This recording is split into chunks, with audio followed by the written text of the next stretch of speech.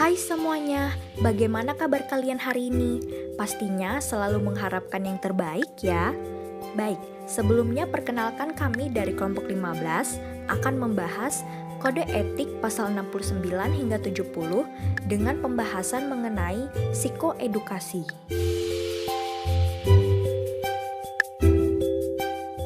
Apa itu psikoedukasi? Psikoedukasi pasal 69, batasan umum. Psikoedukasi adalah kegiatan yang dilakukan untuk yang pertama, meningkatkan pemahaman dan atau keterampilan sebagai usaha pencegahan dari munculnya dan atau meluasnya gangguan psikologis di suatu kelompok, komunitas, atau masyarakat.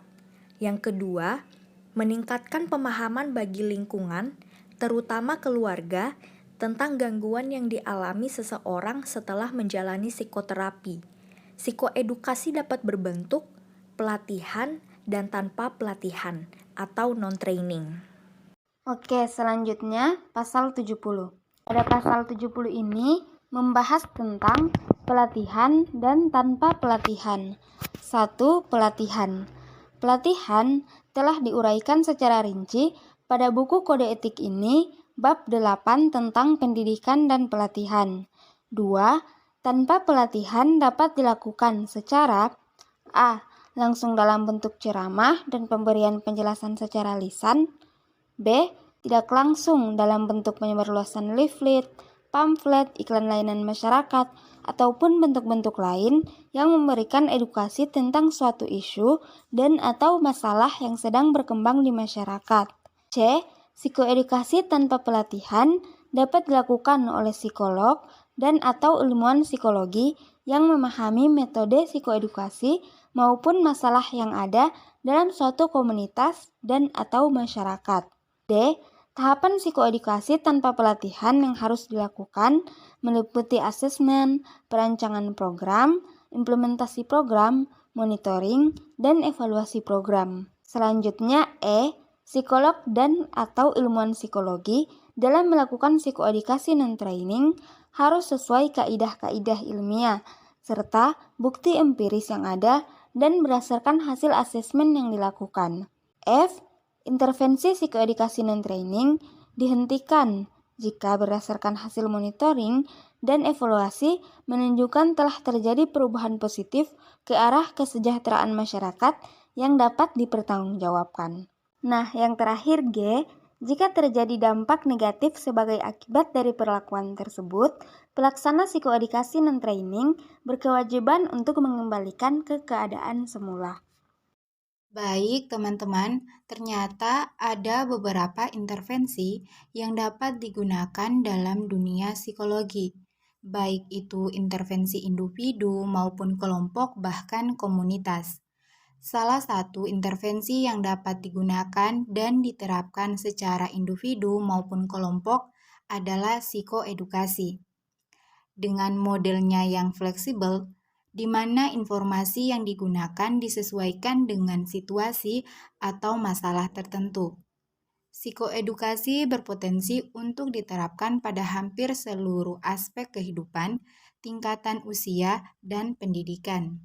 Sehingga psikoedukasi baik individu maupun kelompok ini tidak hanya memberikan informasi-informasi penting yang terkait dengan permasalahan partisipannya, tetapi juga mengajarkan keterampilan-keterampilan yang dianggap penting bagi partisipannya untuk menghadapi situasi permasalahannya.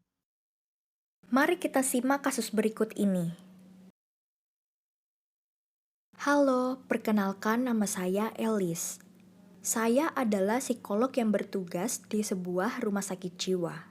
Saya mempunyai seorang pasien yang mengalami skizofrenia. Ia telah melakukan psikoterapi dengan saya selama 10 minggu. Dan saat ini, saya menyatakan bahwa pasien saya sudah sembuh. Kemudian, saya persilakan pasien untuk pulang ke rumah dan bertemu kembali dengan keluarganya. Hore, saya sudah pulang. Terima kasih Bu Elis.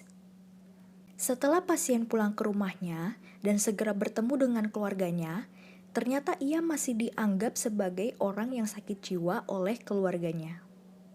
Pada akhirnya, Pasien yang menderita skizofrenia ini menjadi kambuh kembali, dan ia merasa lebih nyaman tinggal di lingkungan rumah sakit jiwa daripada di rumah.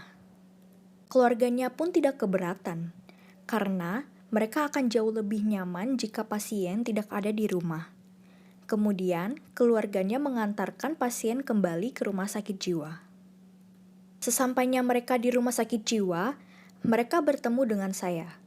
Kemudian saya berikan edukasi pada keluarga mengenai sikap yang seharusnya dilakukan terhadap seseorang yang telah menjalani psikoterapi dan menjelaskan mengenai cara mendampingi seseorang yang sedang mengalami skizofrenia. Saya mengatakan bahwa kita tidak boleh menganggap orang tersebut masih mengalami gangguan jiwa, mengajak beraktivitas, dan sebaiknya membuat rutinitas baru agar orang tersebut termotivasi dengan aktivitas yang menarik, sehingga terhindar dari pola pikir maupun sikap yang lama, sehingga menjadi penyebab skizofrenia.